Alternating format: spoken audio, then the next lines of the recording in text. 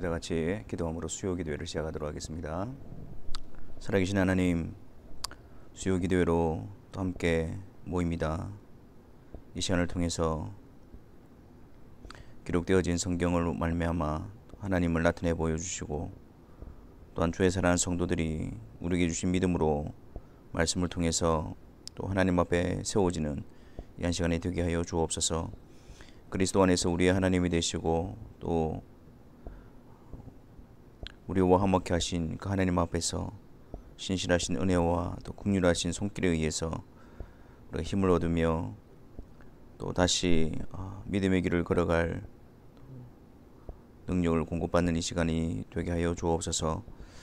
우리의 육신적인 본성이 아니라 거듭난 자로서 새로운 피조물로서 성령께서 주시는 믿음의 역사로 말미암아 주의 말씀 안에 확신과 또한 결단과 주님께로 나아가고자 하는 갈망으로 채워지는 이 한 시간이 되게 하여 주옵소서.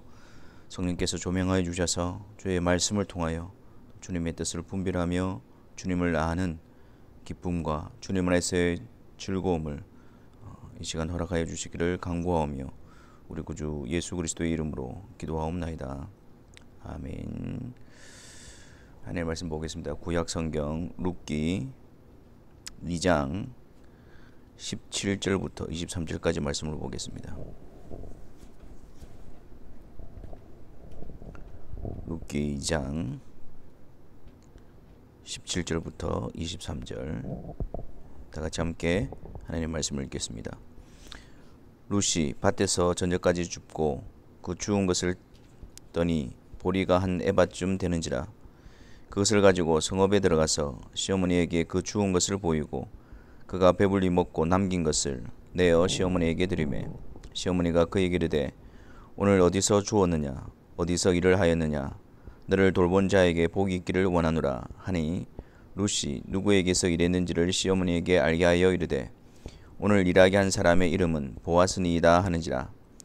나오미가 자기 며느리에게 이르되 그가 여호와로부터 복 받기를 원하노라. 그가 살아있는 자와 죽은 자에게 은혜 베풀기를 그치지 아니하도다 하고 나오미가 또 그에게 이르되 그 사람은 우리와 가까우니 우리 기업을 물을 자 중에 하나이니라 하니라. 모압 여인 룻이 이르되 그가 내게 또 이르기를 내 추수를 다 마치기까지 너는 내 소년들에게 가까이 있으라 하더이다 하니 나오미가 며느리 룻에게 이르되 내 딸아 너는 그의 소녀들과 함께 나가고 다른 밭에서 사람을 만나지 아니하는 것이 좋으니라 하는지라. 이에 룻이 보아스의 소녀들에게 가까이 있어서 보리 추수와 밀 추수를 마치기까지 이삭을 주우며 그의 시어머니와 함께 거주하니라. 아멘. 룻기 2장에서는 이제 룻이 보아스를 만나는 장면을 기록하고 있습니다. 1절 말씀에 나오미의 남편 엘리멜렉의 친족으로 유력한 자가 있으니 그의 이름은 보아스더라. 이 보아스에 대해서 설명을 하고 있습니다. 여러분, 그 당시에 기업 물을 자라는 어떤 제도가 있었는데 이것은 그들의 친족 가운데에 빚이나 또 여러 가지 상황에 의해서 자기의 기업을 빼앗기거나 또 종이나 또 하인이 되었을 때 그 친족 중에 유력한 자가 자원함으로 그들의 잃어버렸던 그런 기업을 회복시켜주고 또한 그들의 가문을 이어갈 수 있도록 그러한 책임을 다하는 그러한 제도가 있었습니다. 그것을 바로 그러한 자를 기업 물을 자라고 말하고 있는 것이었죠. 하지만 조건이 있었는데 그것은 바로 가까운 친족이어야 하고 또한 그가 그 일들을 감당할 수 있는 능력이 있어야 하며 무엇보다도 그 자신이 그것을 자원하였을 때 기업을 물을 자로 그 책임을 다할 수가 있는 것이었죠. 그래서 이 보아스도 엘리멜렉의 친족으로서 아주 유력한 자였지만 그 기업을 물을 자의 자격 가운데에 있는 한 사람 가운데 한 사람이었던 것입니다. 근데 지금 나오미의 입장에서 보면 나오미는 이제 모압 땅에서 남편도 죽고 두 아들마저도 죽었지요. 그리고 이제는 그의 며느리인 모압 여인 룻과 함께 있는 것입니다. 그래서 지금 그들의 상황과 형편을 보았을 때는 그들의 가문을 이어가거나 또한 그들이 잃어버린 기업을 회복시킬 수 있는 방법이 그들 스스로는 전혀 없는 그런 상태였습니다. 유일한 희망은 바로 친족 중에 유력한 자, 그래서 자원하에서 그들의 기업을 이을 수 있도록 모든 책임을 감당해주는 기업 물을자 외에는 그들에게 희망이라든지 소망이 없는 것입니다. 근데 여러분, 이 전체적인 지금 보아스를 설명하고 또 하나님께서 어떻게 룻으로 하여금 보아스를 만나게 하는가, 인도하시는가 라는 부분들을 한번 보십시오. 3절 말씀에 이제 룻이 이제 이 시어머니를 복양하기 위해서 그 당시에 그 여인이 할 수 있는 일이라고는 남의 밭에 가서 이삭을 거둘 때에 이삭 거두는 자를 따라다니면서 그 뒤에 이제 떨어지는 그런 이삭을 줍는, 그래서 생활을 하고 그래서 양식을 준비하는 그런 일 외에는 없었습니다. 그래서 룻도, 특히 룻은 모압 여인이지 않습니까? 그 유대 땅이 그에게는 낯설고 또한 그에게는 아는 자도 없는 그러한 땅이었을 것입니다. 그럼에도 불구하고 그런 나가서 밭을 찾아가면서 거기서 이제 이삭을 베는 자를 따라가면서 이삭을 주워 오기로 그렇게 합니다. 그런데 3절에 보면 룻이 가서 베는 자를 따라 밭에서 이삭을 줍는데 우연히 엘리메섹의 친족 보아스에게 속한 밭에 이르게 되어졌습니다. 전혀 의도하지 않았고 계획하지도 않았는데, 그래서 그는 이제 밭에 가서 이삭을 줍기 위해서 찾아갔는데 공교롭게도 그 곳이 바로 보아스에게 속한 밭이었습니다. 또 4절 말씀해 보면 마침 보아스가 베들레헴에서부터 와서 그 밭을 방문하게 되어졌던 것입니다.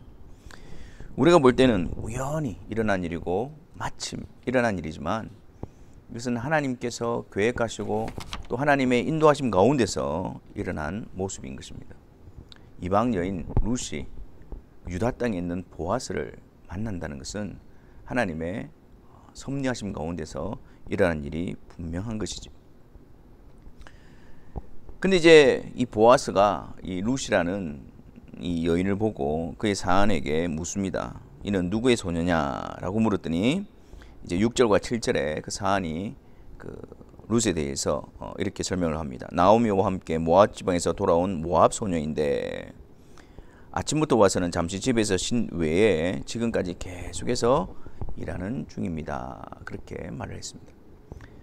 이제 보아스도 그 자기의 친족 엘리메섹이 자기의 친족 가운데 있었으니까 나오미가 모압에서 유다로 그의 자부와 함께 그의 며느리와 함께 돌아갔다는 소식을 들었을 것입니다. 그래서 보아스는 이 룻에게 호의를 베풉니다. 8절 말씀에 내 딸아 들으라, 이삭을 주러 다른 밭으로 가지 말며 여기서 떠나지 말고 나의 소녀들과 함께 있으라. 그렇게 자기 밭에서 이삭을 주도록 그렇게 허락을 합니다. 그리고 9절에서는 이삭을 베는 소년들에게 이 여인에 대해서 건드리지 말고 책망하지 말 것을 당부하고, 그리고 또한 목이 마르거든 그릇에 가서 소년들이 길어온 것을 마실 수 있도록 그렇게 조치를 취해줍니다. 아니, 처음 본 보아스였는데 룻에게, 또 더군다나 모압 여인인 이 룻에게 그런 호의를 베풀었을 때 룻이 얼마나 놀랐겠습니까? 그래서 10절 말씀에 룻이 엎드려 땅에 대고 절하며 이렇게 말합니다. 나는 이방 여인이거늘 당신이 어찌하여 내게 은혜를 베푸시며 나를 돌보시나이까? 그랬더니 보아스가 11절에서 내 남편이 죽은 후로 네가 시어머니에게 행한 모든 것과 내 부모와 고국을 떠나 전에 알지 못하던 백성에게로 온 일이 내게 분명히 알려졌느니라. 그러니까 보아스가 그 룻에 대한 소식을 듣고 있었단 말이에요. 그러니까 특별히 남편이 죽고 그리고 그가 그 모압 땅에 자기 가족과 고향 땅에 남을 수 있음에도 불구하고 홀로 된 시어머니를 공경하고, 또한 그가 알지 못했던 그 유다 땅에 그가 돌아온 그 사실에 대해서 그가 깊이 분명히 알고 있었던 것입니다. 그래서 12절에 그래서 보아스가 룻에게 호의를 베푼 이유가 드러나고 있습니다. 여호와께서 내가 행한 일에 보답하시기를 원하며 이스라엘의 하나님 여호와께서 그의 날개 아래에 보호를 받으러 온 내게 온전한 상 주시기를 원하노라. 그러니까 보아스가 어떤 친족의 어떤 입장에서 그렇게 하기도 했지만 무엇보다도 어떻습니까? 이방 여인으로 있던 그가 유다 땅에 하나님께로 나온 그 사실에 대해서 그가 하나님을 대신해서 하나님의 손길이 되어져서 그에게 하나님의 호의와 하나님의 그 자비를 나타내 보여주고 있는 것이죠. 그래서 13절에 룻은 내 주여 내가 당신께 은혜 있기를 원하나이다 그렇게 하며 그 룻을 통해서 보아스가 룻을 위로하고 또 배려하는 것을 통해서 많은 마음의 기쁨과 위로를 받게 되어집니다. 보아스는 뿐만 아니라 14절에 가면 식사할 때에도 룻을 청합니다. 그래서 떡을 먹도록 초청하고 같이 식사 자리를 베풀어 줍니다. 그리고 또한 그 소년들에게 다시 한 번 더 당부합니다. 곡식단에서 너희들이 다 거두가지 말고 이 룻이 가져갈 수 있도록 일부러 곡식단에서 그것을 빼어서 가져갈 수 있도록 그렇게 조치하라고 그렇게 말합니다. 룻은 너무나도 기뻤고 또한 마음의 큰 위로와 또 평안을 얻게 되어졌을 것입니다. 그래서 그 일을 마치고 어머니에게로 돌아옵니다. 나오미에게로 와서 있었던 일을 다 말해줍니다. 그 말을 듣고 있던 나오미가 그가 누구이냐라고 했을 때에 보아스라는 이름을 들었을 때 나오미는 룻에게 바로 그 사람이 우리와 가까우니 우리 기업을 무르짤 중에 하나이니라 그렇게 알려줍니다. 그리고 이 나오미가 룻에게 당부하기를 너는 그의 말을 듣고 그의 소녀들과 함께 나가고 다른 밭에서 사람을 만나지 아니하는 것이 좋으니라. 그러니까 그 보아스에 속한 그 밭에만 속하고 다른 밭에 가지 말라는 거예요. 다른 사람과 만나지도 말고 오직 거기에만 머물도록 룻에게 당부를 하고 있는 것입니다. 그래서 룻은 보아스로 인해서 보아스의 그 밭에서 보리추수와 밀추수를 마치기까지 곳에서 이삭을 주우며 보아스의 호의와 또 자비를 통해서 그의 시어머니를 복양하며 함께 생활을 할 수 있게 되어진 것이었습니다. 오늘 우리가 이 사건을 통해서 얻을 수 있는 영적인 교훈에 대해서 살펴보려고 합니다. 여러분, 이 이방 여인 룻이 보아스와 만나는 장면을 한번 다시 떠올려 보십시오.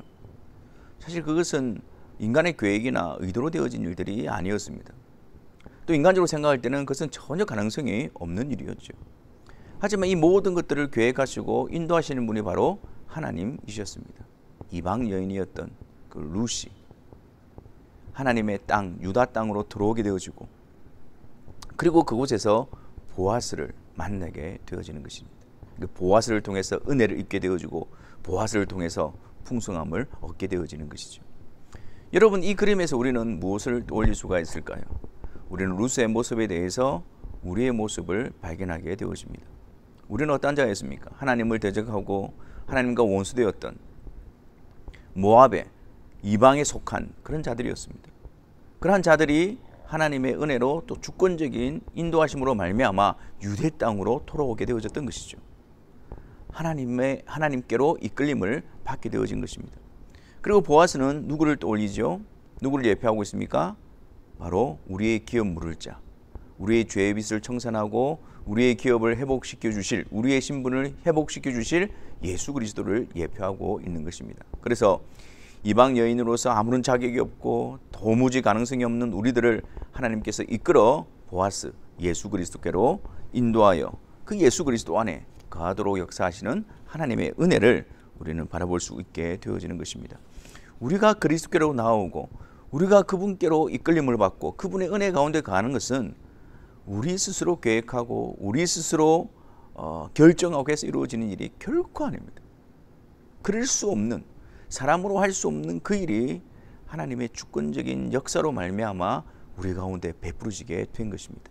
그래서 우리는 룻이 보아스를 통해서 기쁨과 또 위로를 얻었듯이 우리가 그리스도 앞에 이끌림을 받는 이 사실을 통해서 그분을 우리의 구주로 그분 앞에 우리가 인도함을 받는 이 놀라운 사실 앞에서 우리는 하나님께 감사와 영광을 돌려드리며 그분의 인도하심 앞에 우리는 기쁨으로 찬송을 올려드리는 자들이 되어야 합니다.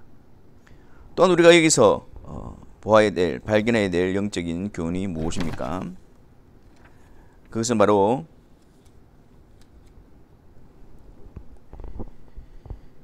하나님께서 보아스에게로 룻을 이끄시고 보아스를 통해서 룻이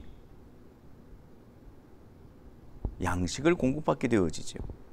그러니까 하나님께서는 우리를 그리스도께로 이끄셔서 그리스도로 말미암아 의롭게 하실 뿐만 아니라 하나님은 그 그리스도 안에 거하면서 그리스도로 말미암아 영적인 꼴을, 영적인 양식을 통해서 우리를 풍족하게 하시고 우리를 자라나게 하시고 우리를 강건케 하신다는 사실을 보여주고 있는 것입니다.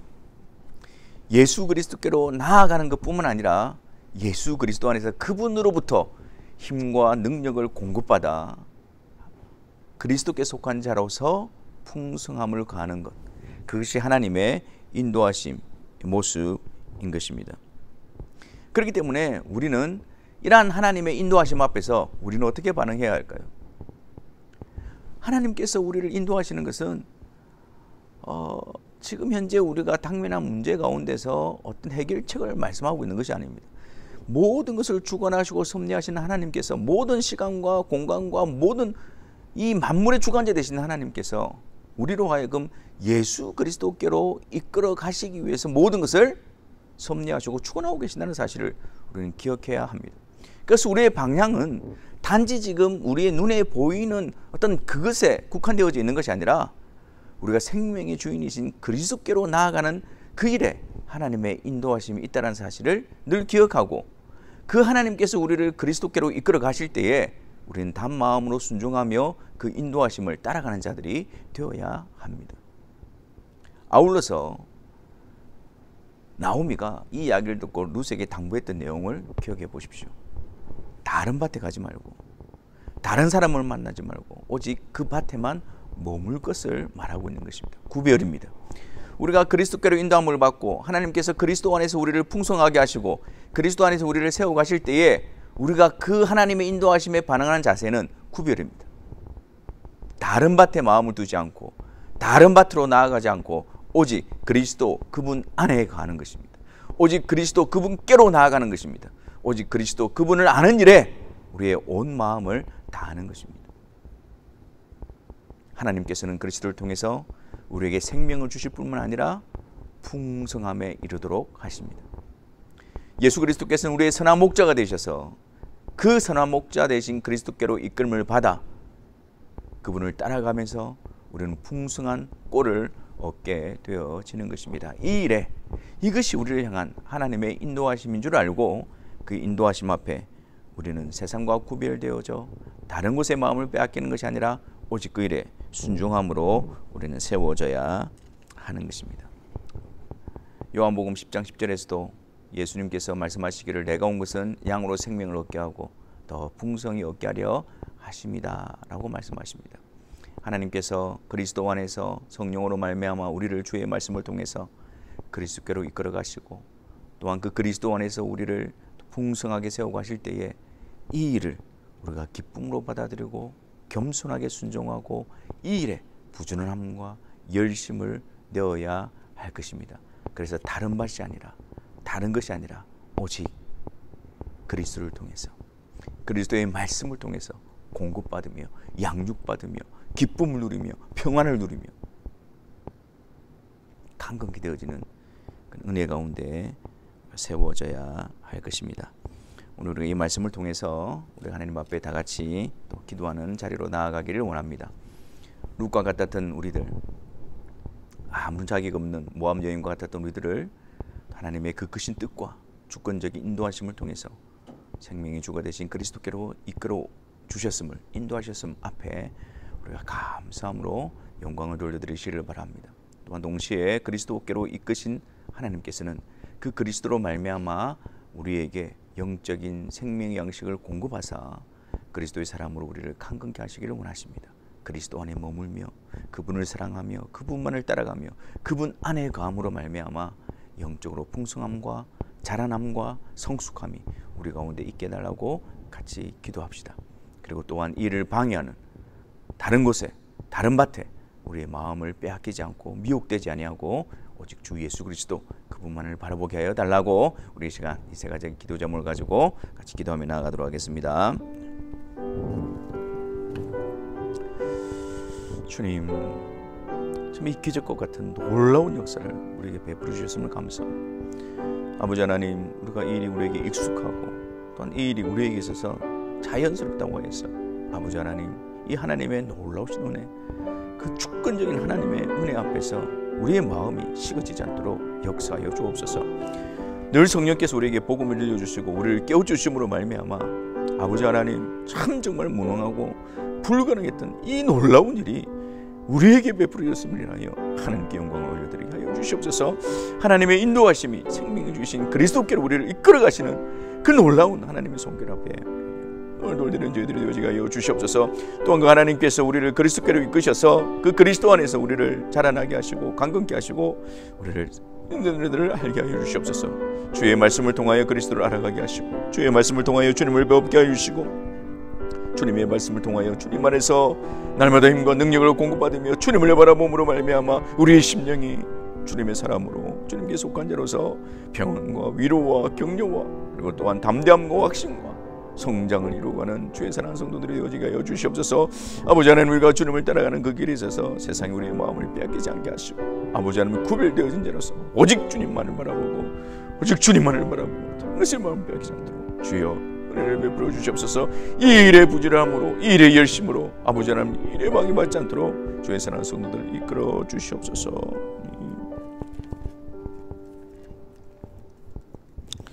주신 말씀을 생각하시면서 288장 찬송하겠습니다. 예수를 나의 구주 삼고 성령과 피로써 거듭나니. 우리가 감사하는 마음으로 이 찬양으로 나아가도록 하겠습니다.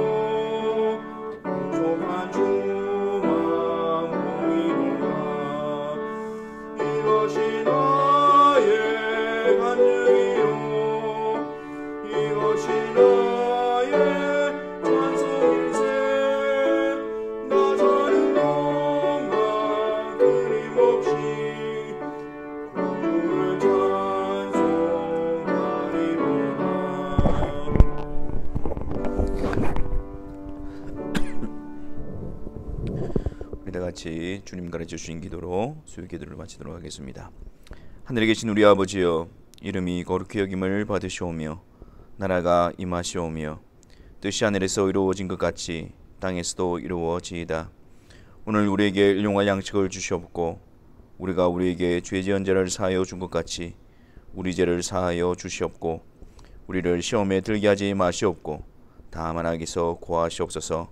나라와 권세와 영광이 아버지께 영원히 있사옵나이다. 아멘.